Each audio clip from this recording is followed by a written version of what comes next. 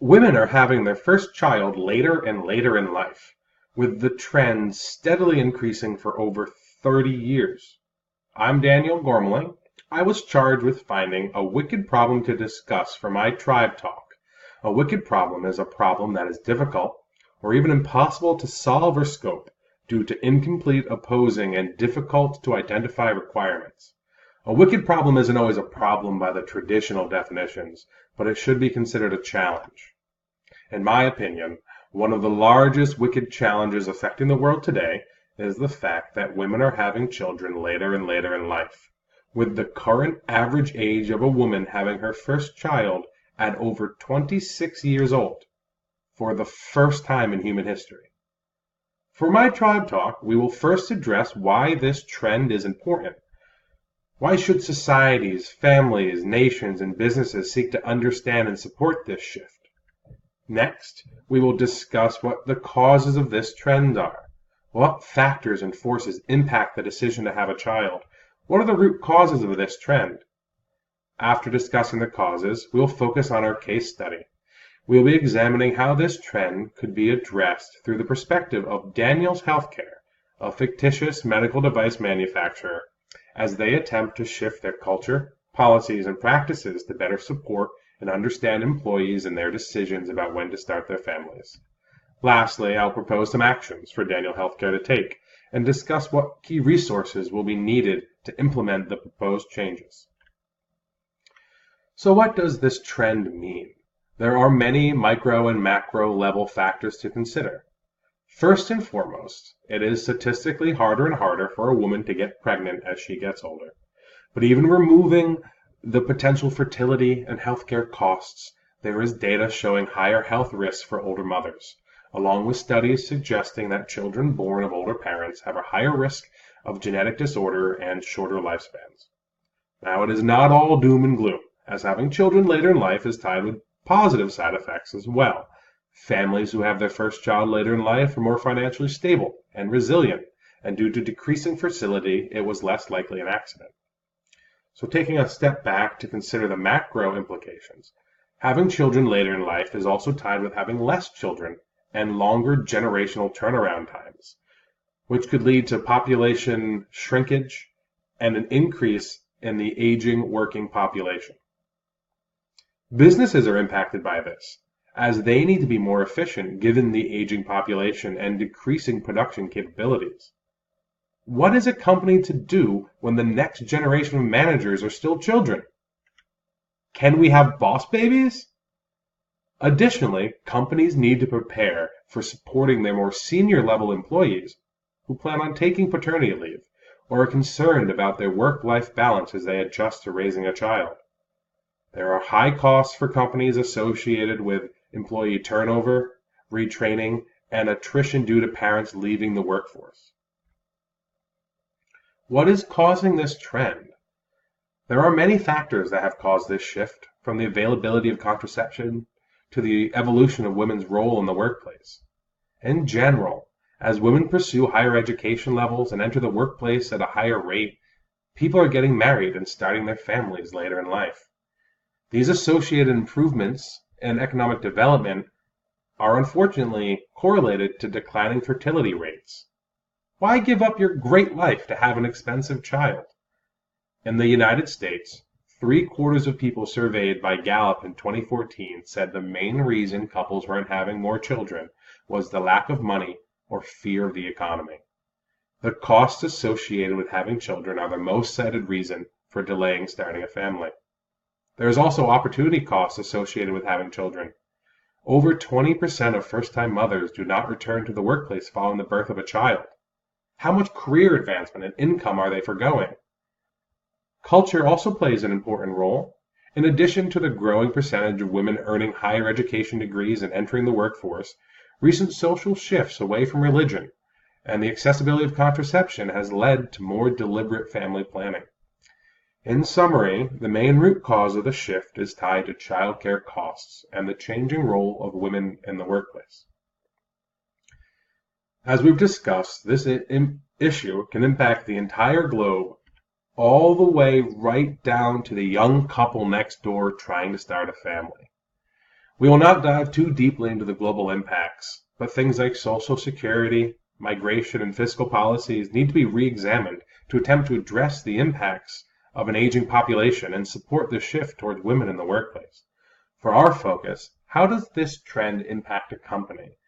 Many of the global issues are evident on a smaller scale for these companies as well.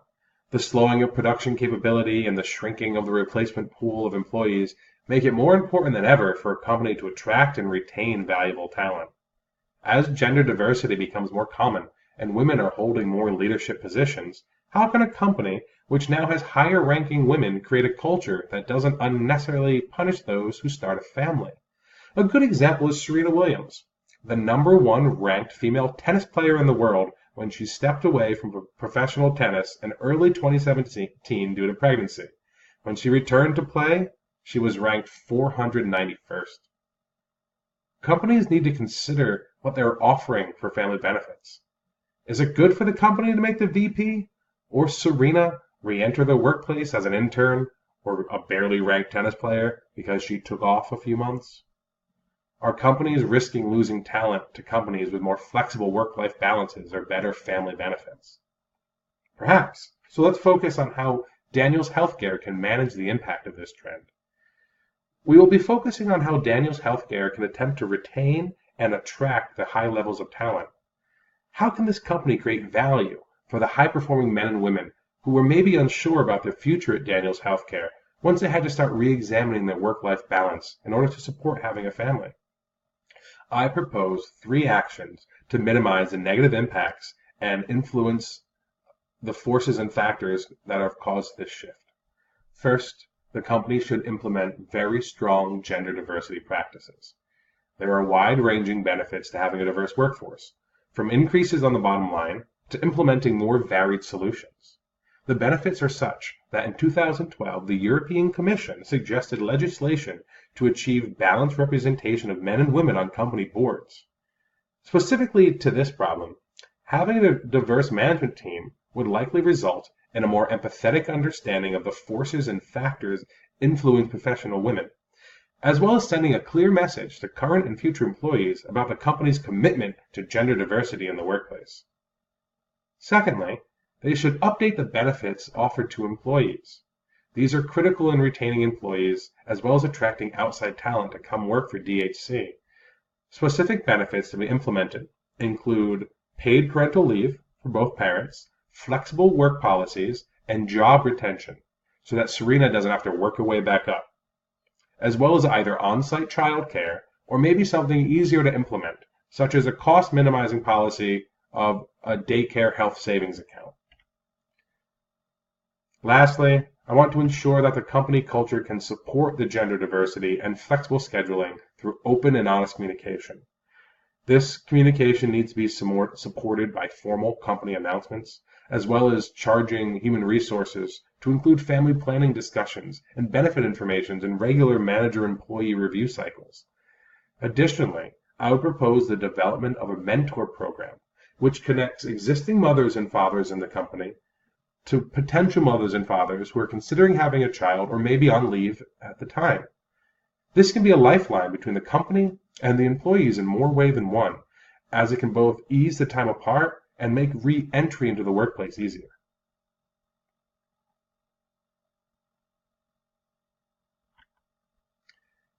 To meet these goals, Daniels Healthcare Company has updated their value proposition.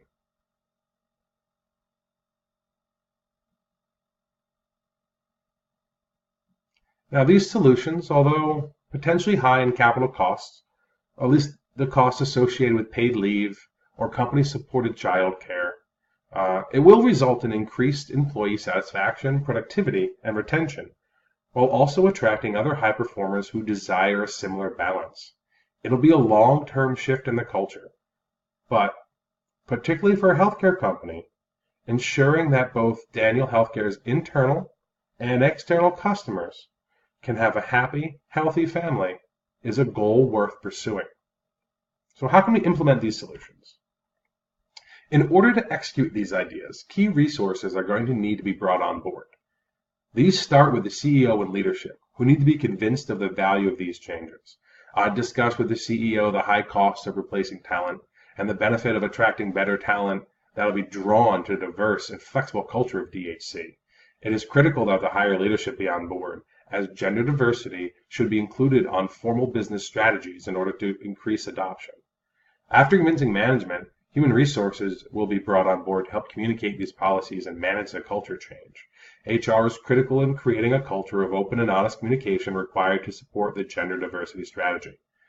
Lastly, the current employees need to be communicated with so that they can help influence and shape the policies, as well as setting up a pool of mentors to be pulled from in the future for the mentorship program. There are some key activities that need to be completed to implement these changes, and this includes a formal update of business communication, such as the value proposition that discusses diversity, or implementing new policies and support these with changes from IT and have HR support the change management side. These solutions will require investments, from software that supports the remote or flexible work scheduling to the cost associated with leave or childcare support. Now, increasing the benefit packages that the company can give to employees could result in lower salaries while also retaining higher employees. This balance could be a selling point for both employees and the number crunchers on the back end. Human resources is critical for distributing the information, whether this be through formal internal announcements or including prompts in the employee manager review cycles. For example, ensuring that the conversation is had, that the employee understands what support is available from Daniels Healthcare when it comes to their decision to have a child, whether it be the paid leave or childcare options. Continually highlighting that the cost of turnover is very high for a company, especially if you look at older employees that are more business critical. So the cost savings of keeping skilled, trained employees should offset much of the cost of the paid leave or sponsored childcare. In conclusion, the shifts towards higher engagement in the workplace by women, coupled with childcare costs and other social economic factors, have led to an increase in the age of women first having children.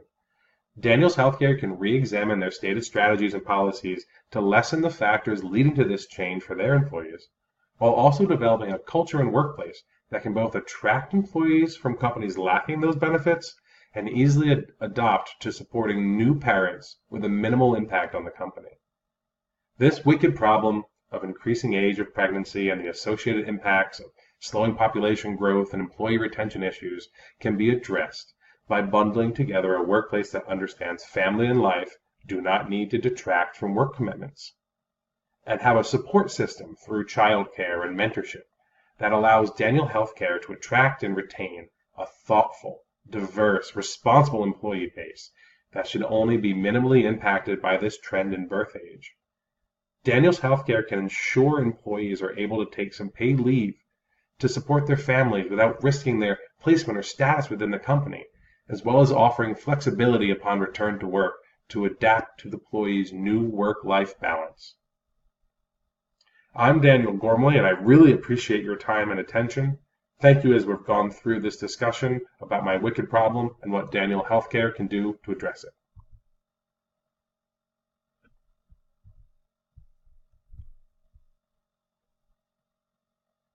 Thank you.